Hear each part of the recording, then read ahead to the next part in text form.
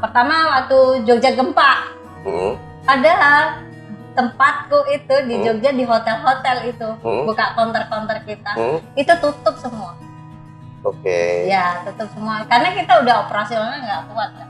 Yang keduanya hancur total. Hancur total. Iya hancur. Udah nggak punya apa-apa. Kok bisa? Yang nggak punya apa-apa udah memang ceritanya seperti itu, harus diambil sama Allah semuanya termasuk keluarganya.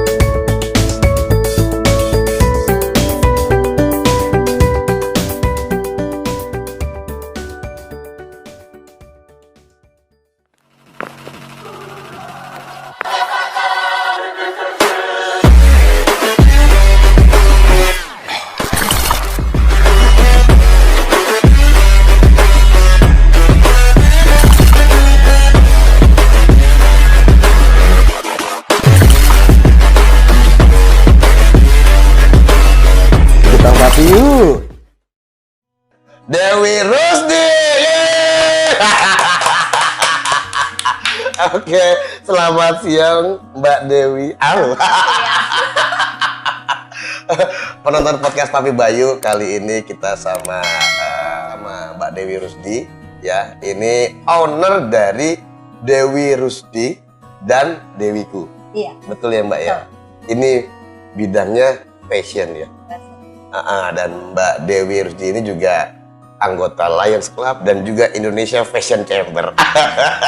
Siap. Oke, Mbak Dewi, sebelumnya kerja apa sih Mbak? Apa udah mulai langsung pertama kali itu langsung usaha? Enggak sih, pertamanya kalau umur 21 itu aku tamat kuliah ya. Tamat kuliah tuh di AIKPN, Akademi Akuntansi itu, ngelamar di satu perusahaan lah. Tapi pakai plat merah itu. Oh, plat merah. Ya. Bank ya Mbak ya? Iya. Bank utama lah ya di Indonesia. Siap. Terus itu ya karena mungkin fashionku nggak di situ ya. Oke. Terus aku tuh dari kecil tuh seneng lukis. Mau masuk isi sama papa itu dikat. Iya. Semua orang tua masih susah untuk menerima seniman. Padahal bapakku sendiri seniman juga. Oh iya. Terus udah habis itu seneng dong bapakku udah keterima di situ. Baru aja masa training aku udah montir. Karena aku pikir masuk di bank itu zombie semua. Oke.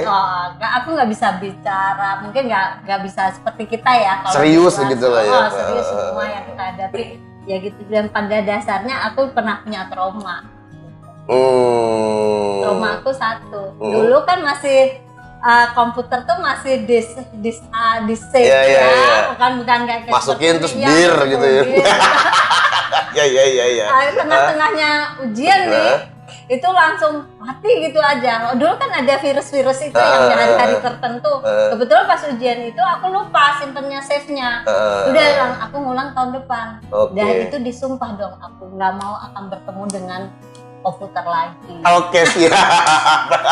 Oh, sejarahnya gitu jadi ya. Akhirnya masuk di dunia fashion itu kapan, Mbak? Masuk di dunia fashion itu sebenarnya gini. Kan waktu aku pikir kakak aku tinggal di kakakku sepupu ya di Jakarta. Aku tinggal di rumah dia. Dia bilang, kamu kan seneng lukis. Kenapa nggak masuk ke kursus shortcut aja di fashion designer gitu ya. Salah satu terus akhirnya aku daftar di situ. Ya udah coba-coba gitu. ternyata memang itu passion itu di situ.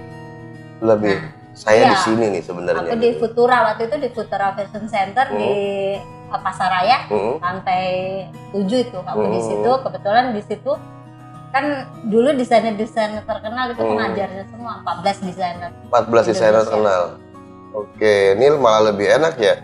Passion jadi uang ya. Hobi ya dibayar gitu ya. Siap. Nah, Mbak Dewi ini produknya apa aja nih? Kalau aku tuh produknya utama aku sebenarnya aku mengolah kain Nusantara.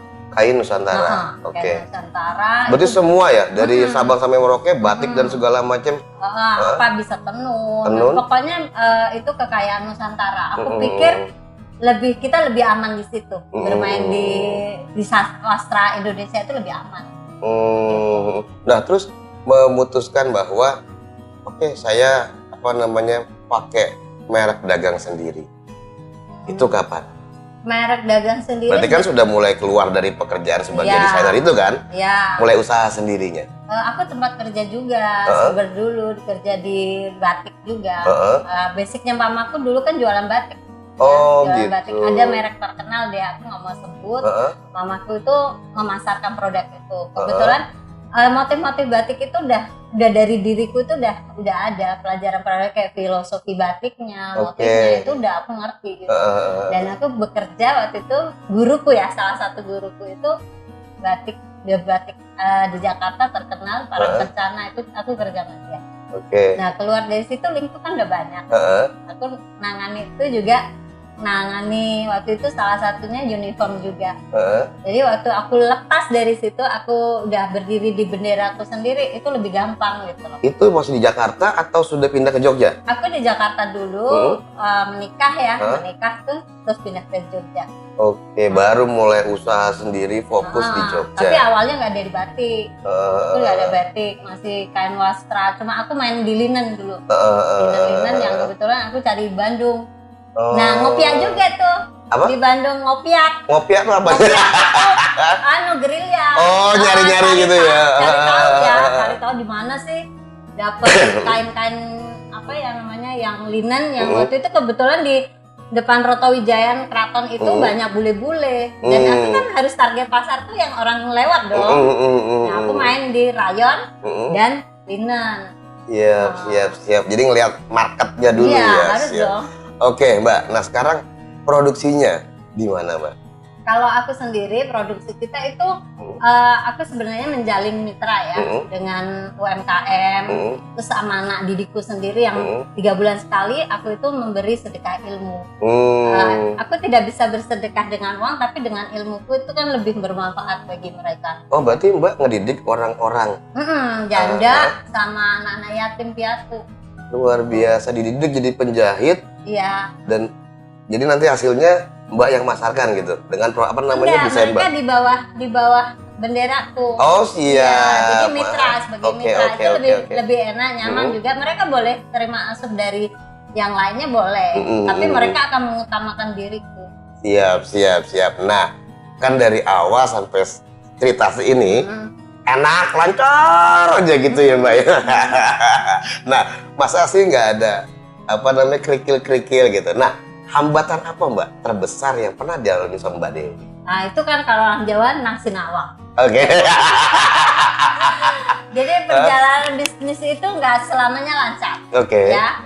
Lebih baik itu orang akan menjalani bisnis itu ada naik turunnya, itu untuk pelajaran diambil. Ya, kegagalan itu untuk kita nutupi, belajar dari pelajaran kegagalan kita yang dulu. Itu terjadi 2 kali. Di tempat. Sempat ya berarti ya? Sempat banget. Pertama waktu Jogja gempa. Nah, 2006 itu ya? 2006 itu diprediksi nih, ekonomi Jogja waktu itu lumpuh 2 tahun.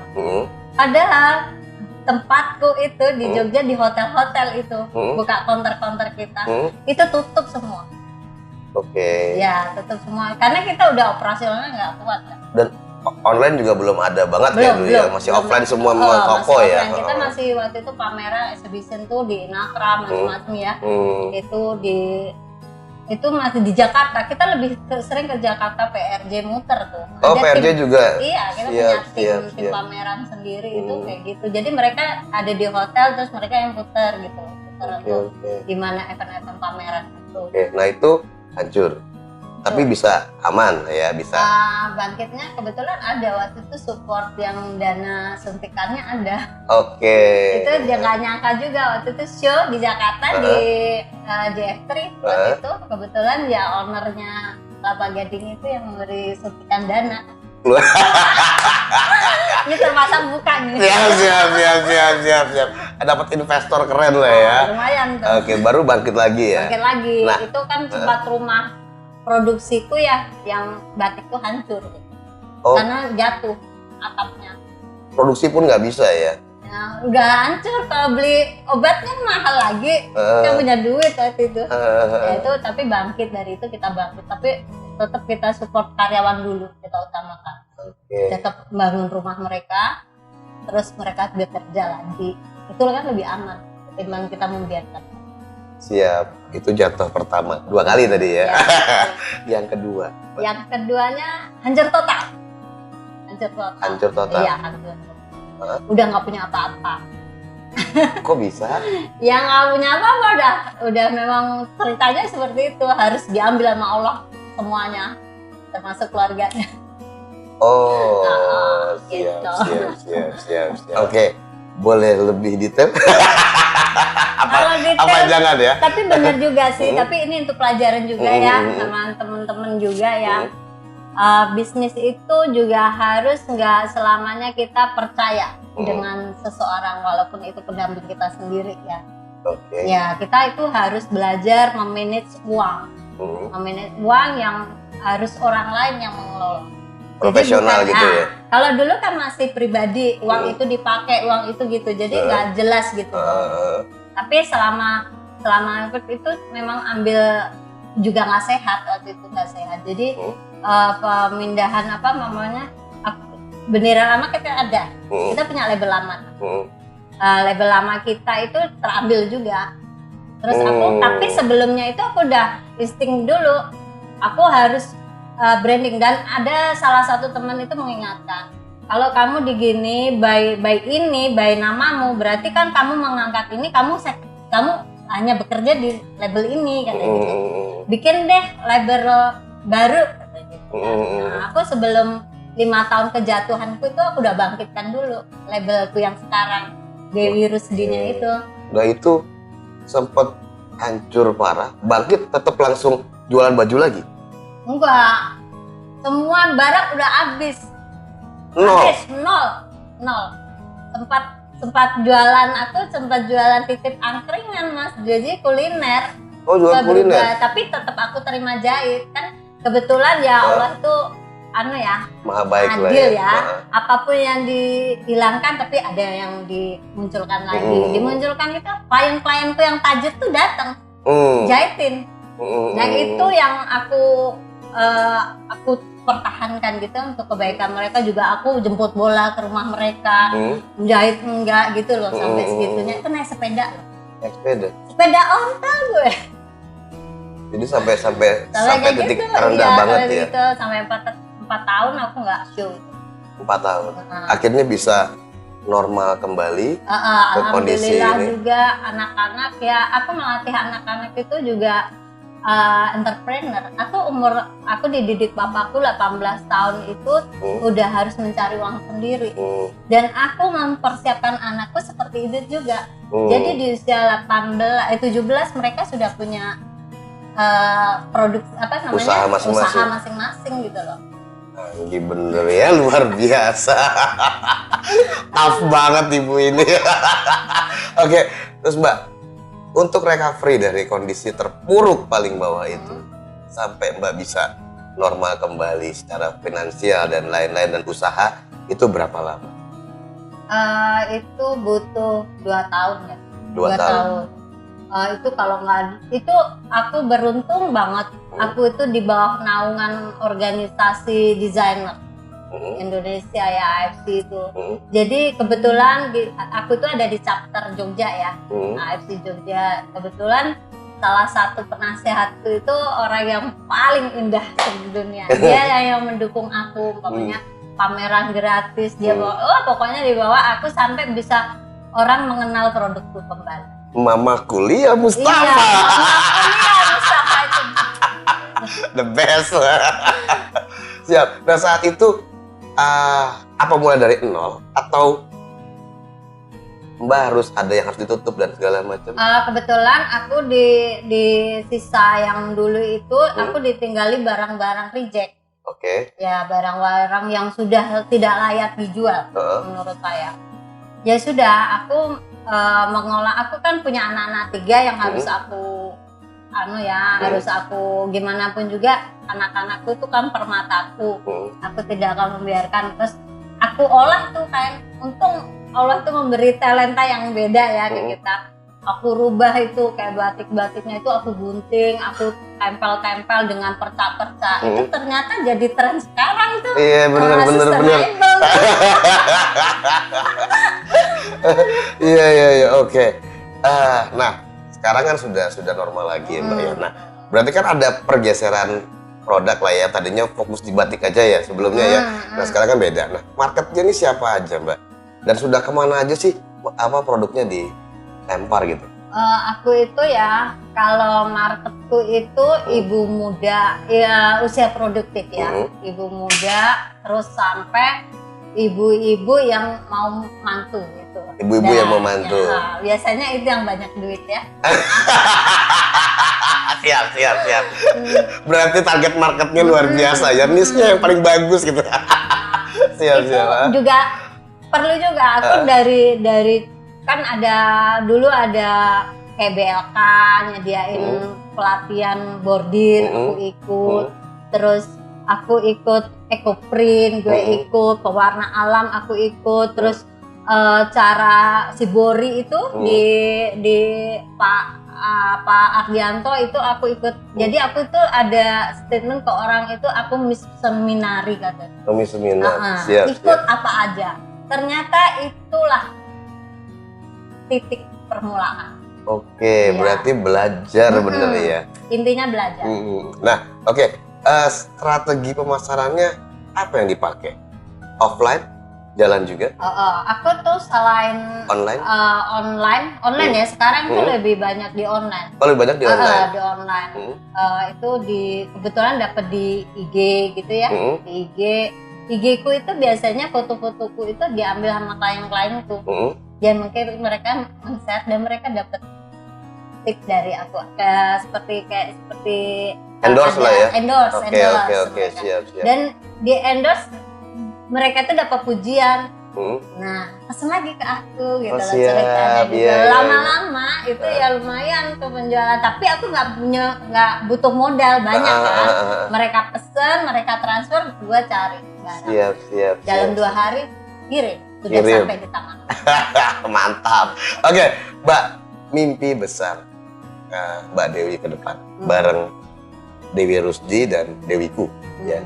Karena kan sudah naik turun. Punya mimpi apa sih Mbak ke depan? Aku tuh cuma punya mimpi labelku itu bisa diwariskan. Oke. Ya, tanpa ada aku. Jadi anakku, cucuku, siapapun orangnya itu bisa meneruskan labelku.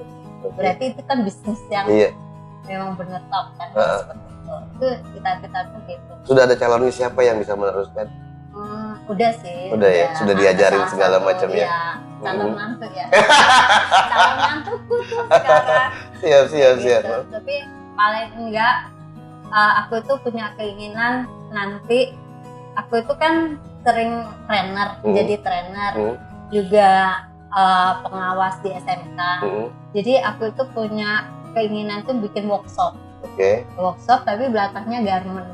Nanti jadi orang bisa belajar, siapapun akan bisa belajar di sini. Mau bayar, nggak bayar, itu aku ada punya seperti audiensi dulu gitu ke mereka, apa yang mereka perlukan itu. Tapi yang mengelola bukan aku, tapi anak-anak muda. Anak-anak muda menggaji dirinya sendiri.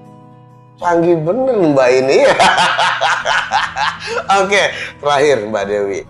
pesan-pesan dari seorang Dewi Rusdi yang wah keren lah, saya bilang sih ya, tough banget, kuat, bisa dari bawah aja bisa lagi ke atas lagi, ya kayak bola karet ya Mbak ya, Iya, semakin harus keras begitu. dilempar ke bawah, Makin pantulannya. pantulan makin tinggi. Siap, monggo Mbak, silahkan.